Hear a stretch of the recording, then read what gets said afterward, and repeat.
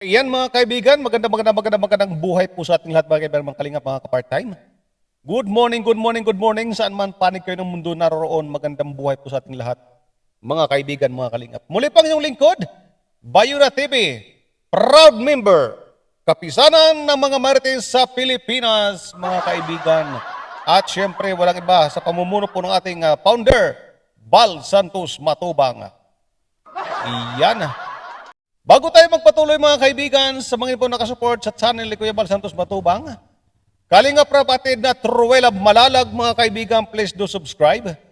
Pakihit pang notification bell para pa-updated pa kayo sa kanilang mga uploads mga kaibigan, mga kalingap, mga ka-part-time. At syempre sa mga hindi pa nakasubscribe sa aking YouTube channel, Bayuna TV, ano pang hinihintay nyo? Pindot na! At pakihit pang notification bell para po updated po kayo sa aking mga videos upload. Ayan. Mga video uploads. Ayan mga kaibigan. Umpisahan na po natin ang ating maritisan ngayon. Walang iba po ang ating pag-uusapan kundi ang matunog at syempre viral sa araw na ito. Viral sa mga sandaling ito mga kaibigan. Walang iba kundi ang ating brother si Brother Jose mga kaibigan, mga kalingap. Mga kaibigan, sa aking napanood kahapon, kagabi sa live ni Kuya Bal at hindi ko matanggap ang kanyang mga sinasabi hindi ko matanggap mga kaibigan ang mga sinasabi ni Brother Jose. About Kalinga Prab, mga kaibigan. Umpisa natin mga kaibigan dito sa pagiging ninong. Ako po mga kaibigan ay buhay na saksi na si Kalinga Prab ay talagang ninong at iba pang mga K-boys dati. Sino ba naman ang nung panahon na yon ay good vibes, nung mga panahon na yon ay maganda ang samahan nila. Magpapabinyag ka. Assistant ka ni Kuya Rab, ni Kalinga Prab. Assistant ka ni Kalinga Prab. Hindi mo siya kukunin ni... Jose, sinungaling ka. At anong sabi mo? Hindi mo kukunin ninong si Kalinga Prab kasi masamang ugali? Sino pang masamang ugali mga kaibigan? Ang maraming kaibigan o yung iniwan ng mga kaibigan? Sino pang masamang ugali ngayon? Sino pang masamang ugali dito? Mga kalingap. Yung maraming kaibigan o yung iniwan na ng mga kaibigan niya kuno dati? Sinong masamang ugali dito? Lado ka na, Noy? Alam mo, Brother Jose, sinasabi mo na, babalik ka lang sa kalingap, kapag malinis na, kung malilinis ang pangalan mo. Ang unang tanong, mga kaibigan, pababalikin ka pa ba? Yan ang unang tanong. Pangalawa, anong lilinisin sa pangalan mo? Kung mayroon man, Brother Jose, kung mayroon man lilinisin sa pangalan mo, ikaw ang maglinis ng pangalan mo. Ikaw lang ang makakapaglinis sa pangalan mo, Brother Jose. Anong gagawin mo? Mag-public apology ka. Mag-public apology ka. Ikaw doon sa pamamagitan ng pagpa-public apology mo, malilinis ang pangalan mo. Baka sakali. Pero yung sinasabi mo na si Kalinga Prab ay masamang ugali, ay malayo sa katotohanan. Dahil nga, sa sinasabi ko, sino ang mas masama ang ugali? Ang maraming kaibigan o yung iniwan? Yung iniwan ng mga kaibigan. Kung ugali ni Kalinga Prab, bakit ang daming sponsor, ang daming kaibigan, ang daming lumalapit? Ha? Samantalang ikaw, nasan ka na ngayon? Nasan ka na ngayon? Kung maganda yung ugali mo, Brother Jose, ha? Kung matino ka talaga, di ba nagsarili ka? Kung hindi ka sakim sa sponsor, hindi ka sakim na tao, ha? Dapat ang ginawa mo, nakipag-collab ka sa mga maliliit na vlogger. Katulad ng ginagawa ni Kalinga Prab ni Kuya Bal. Dapat ganun ang ginawa mo. Ha? Nakipag-collab ka para may katulong ka sa pag-charity mo. Hindi. Ha? Anong ginawa mo? Sinulo mo. Sinulo mo lang. Bakit? Para walang kahati sa mga sponsor, sa mga bigyan ng sponsor? Ha? Kung matino ka, maganda yung maganda yung intention mo sa pag-charity. Nakipag-collab ka sana sa mga small YouTuber.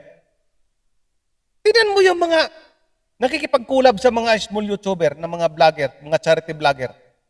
Magaganda ang takbo ng channel nila. Kasi maganda yung pinapakita nila. Ha? Ay ikaw, gusto mong suluhin. Kaya, ang nangyari sa'yo? Bagsak ang channel mo, wala kang views. Kaya after 3 years, doon ka lang nagising, aba, mayroon pala akong dapat linisin na pangalan. Walang iyang buhay, oh. Tahimik na sana eh. Tahimik ng buhay natin, Jose. Tahimik na eh. Anong ginawa mo? Binulabog mo yung sarili mong pagkatao. Sarili mong buhay, ipinahiya mo. Sarili mong pagkatao, pamilya mo, ipinahiya mo. Ha? Sa palagi ko naman, mayroon naman nagpapayo eh. Kay Jose, posible namang walang nagsasabi sa'yo na tigilan mo na yan. Pero dahil nga sa katigasan ng kukote mo, wala kang pinakikinggan. Tuloy-tuloy pa rin kasi yung bunganga mo, Makate. Ha?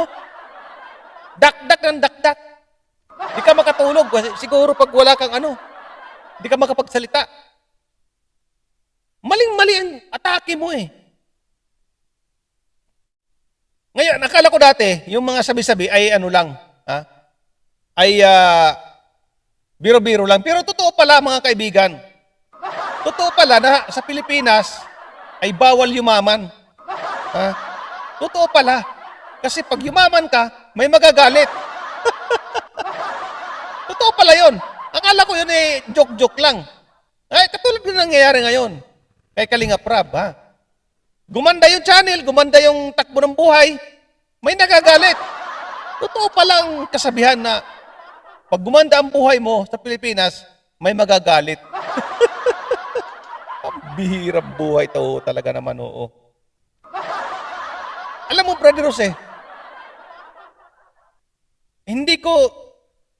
kung gusto mong linisin ang pangalan mo, ha? Kung gusto mong linisin ang pangalan mo, ikaw ang maglinis ng pangalan mo, walang iba. Walang iba ang maglinis sa pangalan mo kundi ikaw lang. Ang gagawin mo lang ay magpa-public apology ka. Sa ganung bagay ay baka matanggap ka pa ng ibang kalingap. Ha? Ay, yung iba nga dyan ng mga kalingap na dating pinagbumumura kasi Kuya Bal eh. Ha? Tinanggap eh, nakabalik eh. Ha? Pero yung isa, katulad mo ugali, ha? Maisingit ko. Pinagmumura natin si Kuya Bal, nakabalik. Unti-unting bumalik sa kalingap. Ha? Ngayon, nakabalik.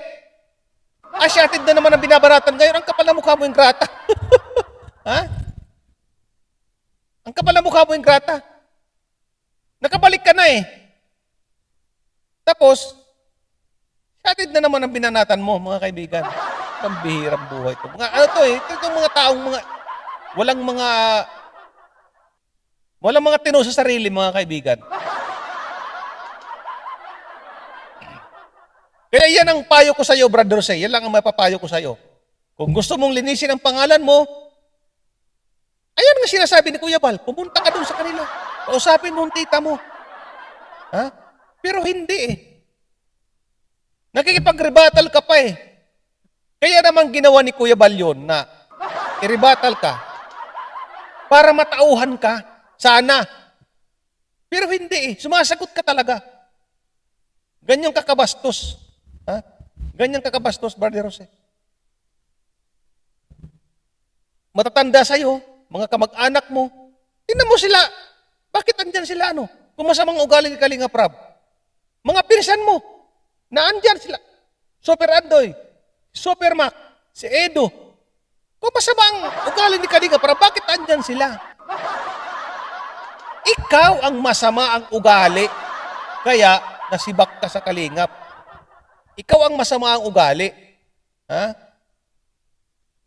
Kasi kung matino ka, bakit yung mga pinsan mo, naandun pa rin sa Kalingap? Ako, Brother Jose, hindi ka ba nagtataka? Sinasabi mo si Kalinga Prab masama ugali. Pero ang daming kaibigan. Ikaw mabuti, ikaw magaling, ikaw mabuti, ugali mo, maganda. Pero ba't iniwang ka ng mga sponsor mo, mga kaibigan mo, ha? Ikaw ba nag-iisip? Isip-isip din, mga kaibigan. Ha? Isip-isip din. So mga kaibigan, hanggang dito na lang po muna tayo, mga kaibigan. Ha? Muli po, ako po ay humingi ng tulong sa mga hindi pa po nakasubscribe sa aking YouTube channel. Please do subscribe. At pakihit po ang notification bell para po updated po kayo sa aking mga upload. Muli po, Bayuna TV. Maraming salamat po. Bye-bye. Thank you.